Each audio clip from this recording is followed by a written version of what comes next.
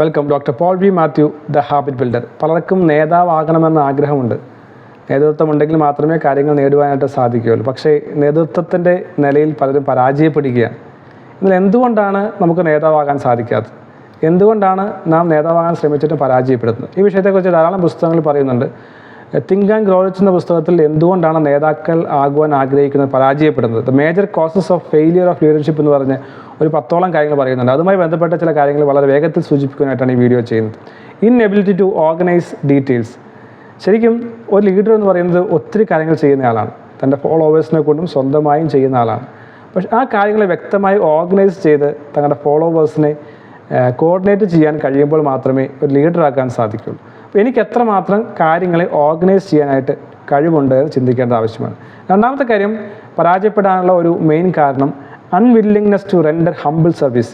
ഞാൻ രാജാവാണ്, ഞാൻ നേതാവാണ്, അതുകൊണ്ട് ഈ കസരയിൽ മാത്രമേ ഇരിക്കുകയുള്ളൂ, വേറെ ഒരു കാര്യവും ചെയ്യുകയില്ല എന്ന് വെച്ചാൽ എല്ലാ കാര്യങ്ങളും ചെയ്യണമെന്നല്ല പറയുന്നത്. ആവശ്യം വന്നാൽ ഏത് കാര്യവും ചെയ്യാനുള്ള സന്നദ്ധത ഉണ്ടാകുക എന്നുള്ളൊരു ഹംബിൾനെസ് ഇല്ല എങ്കിൽ നിങ്ങൾക്ക് നേതാവാകുവാൻ സാധിക്കില്ല. മൂന്നാമത്തെ കാര്യം വളരെ ചിന്തിക്കേണ്ട ആവശ്യമാണ്. അത് എങ്ങനെയാണ് എഴുതിയിരിക്കുന്നത് അതുപോലെ തന്നെ വായിക്കാം. Expectation of pay for what they know instead of what they do with that which they know. പലരും ആഗ്രഹിക്കും, എനിക്കറിയുന്ന കാര്യങ്ങൾക്കാണ് എനിക്ക് പണം വേണ്ടത്, പക്ഷേ ഞാൻ ചെയ്യുന്ന കാര്യങ്ങൾക്കാണ് എനിക്ക് റിട്ടേൺ കിട്ടേണ്ടത് എന്നുള്ള യഥാർത്ഥ ചിന്തിക്കേണ്ടത്. ഞാൻ കുറേ വിദ്യാഭ്യാസമുള്ള ആളാണ്, കുറേ എഡ്യൂക്കേഷനുള്ള ആളാണ്, കുറേ എക്സ്പീരിയൻസ് ഉള്ള ആളാണ്, അതുകൊണ്ട് എനിക്ക് കുറേ പേ ചെയ്യണമെന്ന് ചിന്തിക്കരുത്.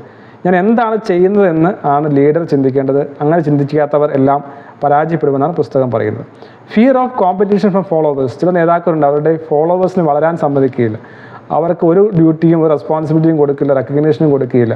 അങ്ങനെയുള്ളവർക്ക് ഒരിക്കലും നേതാവാകാൻ സാധിക്കില്ല. അവർ താഴെയുള്ളവർ തള്ളിയിടുകയും അവരെ വെറുക്കുകയും ചെയ്യാനുള്ള സാധ്യത കൂടുതലാണ്. അഞ്ചാമത്തെ കാര്യം, ലാക്ക് ഓഫ് ഇമാജിനേഷൻ. ഒരു ഇമാജിനേഷൻ ഇല്ല, മൊണോട്ടണസ് ആയി കാര്യങ്ങൾ ചെയ്തുകൊണ്ടിരിക്കുകയാണ്. ഫോളോവേഴ്സിന് എന്തെങ്കിലും ഒരു ക്രിയേറ്റിവിറ്റി വേണ്ടേ, ഒരു എന്തൂസിയാസം വേണ്ടേ? ഫോളോവേഴ്സിന് ക്രിയേറ്റീവായി തോന്നുന്ന ഇമാജിനേറ്റീവായുള്ള പുതിയ ആശയങ്ങളും പുതിയ കാര്യങ്ങളും ചെയ്യാൻ സാധിച്ചാൽ മാത്രമേ വിജയിക്കാനായിട്ട് സാധിക്കുകയുള്ളൂ. നിങ്ങൾക്ക് ഇമാജിനേഷൻ ഇല്ല എങ്കിൽ, നിങ്ങൾക്ക് ഇന്നോവേറ്റീവായുള്ള തോട്ട് ഇല്ല എങ്കിൽ ലീഡറാകാൻ സാധിക്കില്ല എന്ന് അറിയുക. ആറാമത്തെ കാര്യം, സെൽഫിഷ്നെസ്. എൻ്റെ കാര്യം, എനിക്ക് ജയിക്കണം. Claims none of the owners.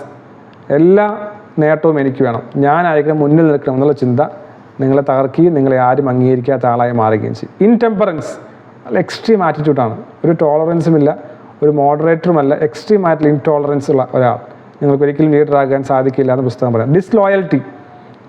നമ്മുടെ ഫോളോവേഴ്സിന് നാം എത്രമാത്രം ലോയൽറ്റി ഉണ്ടാക്കുവാൻ സാധിക്കും, അവർക്ക് നമ്മെ വിശ്വസിക്കാൻ സാധിക്കുന്നുണ്ടോ, നാം പറയുന്നതാണോ പ്രവർത്തിക്കുന്നത്, നാം പറഞ്ഞാൽ അത് അങ്ങനെ തന്നെ ചെയ്യുമോ, നമ്മുടെ ഫോളോവേഴ്സിന് വേണ്ടി നാം നിൽക്കുമോ? ഈ ഒരു ലോയൽറ്റി ചിലപ്പോൾ ഓർഗനൈസേഷനോടായിരിക്കാം, വ്യക്തികളോടായിരിക്കാം. ഈ ലോയൽറ്റി ഇല്ല എങ്കിൽ നമുക്ക് ഒരു ലീഡറാകാൻ സാധിക്കില്ല. ഒമ്പതാമത്തെ കാര്യം, emphasis of authority of leadership. നേരത്തെ പറഞ്ഞ പോലെ ഞാൻ രാജാവ്, ഞാൻ നേതാവ്, എനിക്കെല്ലാം വേണമെന്നുള്ള ചിന്ത. അതുമായി ബന്ധപ്പെട്ടാണ് പത്താമത്തെ കാര്യം, എംഫസൈസ് ഓഫ് ടൈറ്റിൽ. ഇപ്പോൾ CEO ആയിരിക്കാം, ഡയറക്ടർ ആയിരിക്കാം, അല്ലെങ്കിൽ പ്രൊഫസർ ആയിരിക്കാം, പ്രിൻസിപ്പൾ ആയിരിക്കാം, എല്ലാം ഞാൻ, എൻ്റെ ടൈറ്റിൽ, എൻ്റെ തല, എൻ്റെ ഫിഗർ എന്ന് പറയുന്ന അവസ്ഥ.